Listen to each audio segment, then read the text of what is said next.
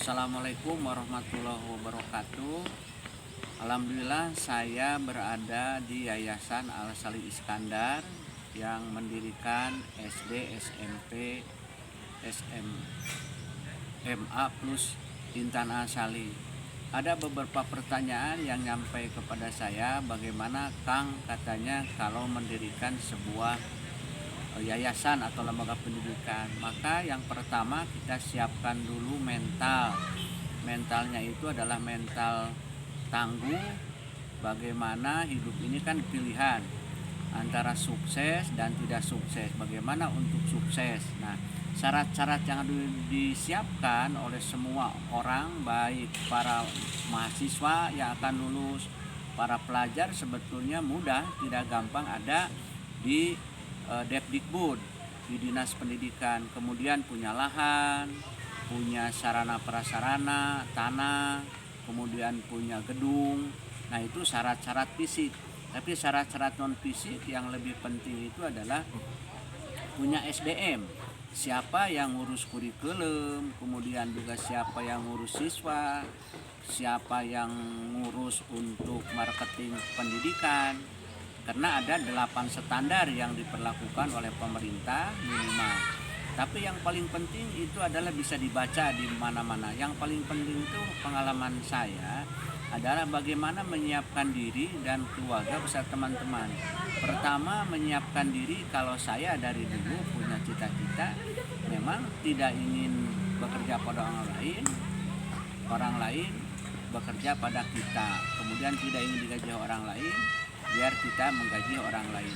Nah, tujuan itu yang memang harus dicanangkan. Caranya bagaimana? Caranya ya mulai saja, jangan banyak perhitungan. Saya setiap langkah itu jarang mengadakan rapat-rapat, kemudian analisa yang ringan-ringan saja, ringan-ringan dan enteng gitu. Jadi semua itu bisa bagus, bisa bergerak. Nah, yang paling penting kalau teman-teman sebagai lulusan dari para perguruan tinggi atau mahasiswa punya sahabat kan, punya teman. Nah, dari mahasiswa itulah kita bisa berkolaborasi, saling nanya kalau nanti sudah lulus mau kemana, kemudian apakah ke yayasan atau ke perusahaan. Sebetulnya yayasan dengan perusahaan itu sama-sama, karena yayasan dilindungi oleh Undang-Undang Yayasan Nomor 16 Tahun 2001, kemudian 28 Tahun 2024 tentang Undang-Undang Yayasan, kemudian Undang-Undang Perseroan juga sama. Karena di yayasan itu minimal harus ada pembina, pengawas, pengurus, 3 organ ini. Kalau di PT kan harus ada komisaris, kemudian juga direksi. Nah, jadi dua-duanya ini bisa dilakukan. Saya memulai itu dari yang sederhana. Dulu bagaimana saya belajar kepada teman, belajar kepada perusahaan orang lain, belajar kepada yayasan yang lain, bagaimana yayasan ini bisa berkembang. Intinya kepada para mahasiswa, kepada warga masyarakat di seluruh Indonesia, siapapun bisa, siapapun untuk sukses itu adalah kesempatan kita semua. Tidak milik seseorang, tergantung kita niatnya mau apa. Mau berkarya, mau berkembang, atau mau mengeluh, terserah. Karena kalau saya hidup ini ada pilihan sukses atau pilihan tidak sukses, itu tergantung dari kita. Saya sering berulang-ulang mengumpamakan, kalau umpamakan binatang cecak itu luar biasa menurut saya usahanya. Cacak tidak punya sayap tapi bisa menangkap nyamuk. Apa sampai dia jatuh kemudian bangun kembali. Nah, di usaha pun sama.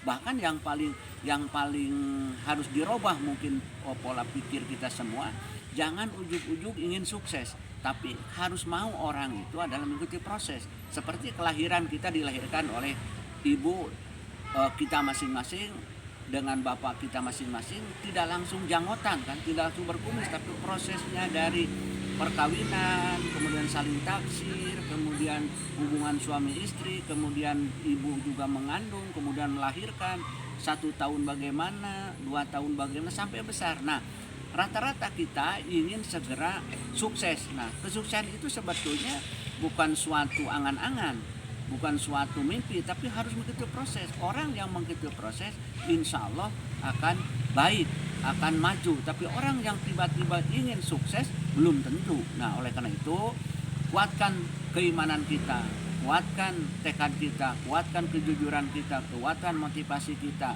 kemudian kuatkan niat kita sendiri. Saya kira itu sebagai gambaran bagaimana cara mendirikan sebuah sekolah, sebuah yayasan.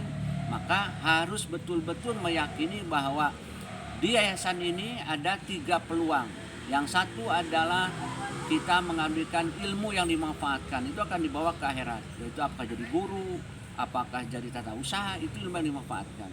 Kedua, amal jariah dari para pengurus, daripada yayasan pembina itu menginfakkan harta bendanya, yaitu yang insya Allah amal jariah. Yang ketiga, mendidik anak soleh. Nah, itu akan ke bawah kita. Kalau mendidik anak soleh, meskipun bukan anak kita sendiri, tapi anak didik, anaknya soleh, berkah, maju, insya Allah kita terbawa. Jadi di pendidikan itu 3 unsur ini tidak bisa dilepaskan misi seorang untuk mendirikan sebuah lembaga pendidikan.